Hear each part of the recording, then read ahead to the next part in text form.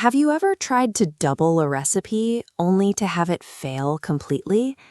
Maybe you doubled the flour but forgot the baking powder, and suddenly you're dealing with a volcano of batter overflowing onto your kitchen counter.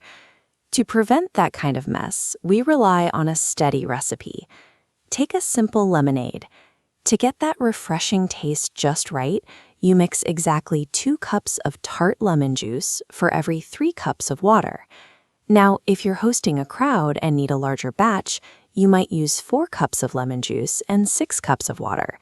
Even though you have more liquid in the pitcher, the flavor is going to be identical to the smaller glass. There's a specific mathematical reason that the taste doesn't change. If we look at that larger batch as a fraction, 4/6, it simplifies perfectly right back down to 2/3. The amounts are bigger, but the relationship between the ingredients is the same. This page from our math source shows how we write this relationship down. We use a double colon or an equal sign to show that 2 different ratios are exactly equal. When we match like this, we say the 4 numbers are in proportion. A proportion is more than an equation. It's a guarantee that a recipe or a design will stay balanced, no matter how much you scale it up or down. Let's use our lemonade ratios, 2:3 and 4:6, to see how these equations are actually built. If we write the proportion in a line, you'll see that the 2 and the 6 are sitting on the far outside boundaries. Because they're on the outer edges, these are called the extremes. The 2 numbers in the middle, the 3 and the 4, are sitting on the inside. These central numbers are called the means. This layout gives us the cross-product rule. If you multiply the extremes, 2 times 6, you get 12. If you multiply the means, 3 times 4, you also get 12.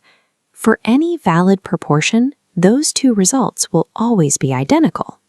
Checking to see if these 2 products match is the ultimate test.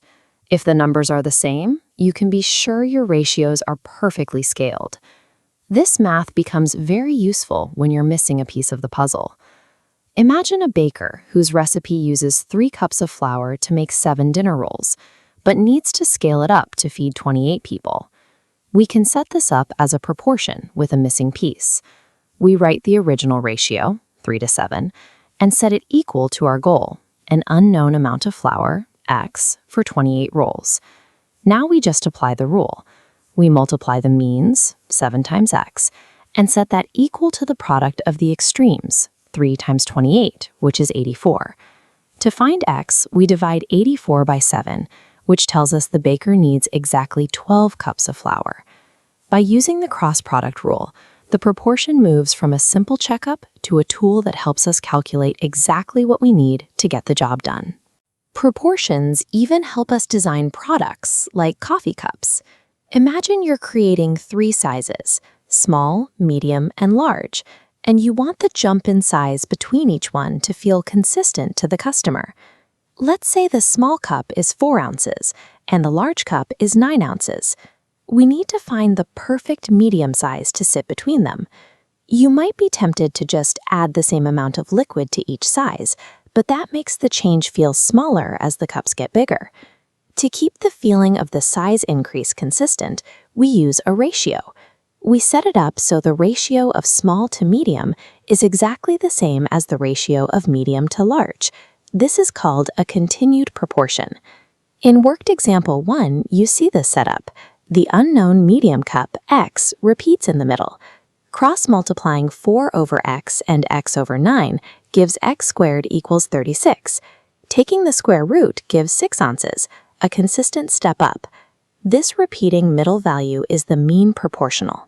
Whether you're perfecting a soup recipe, scaling a photo for print, or designing new products, these rules of proportion ensure that every part of your work stays in perfect balance with the rest.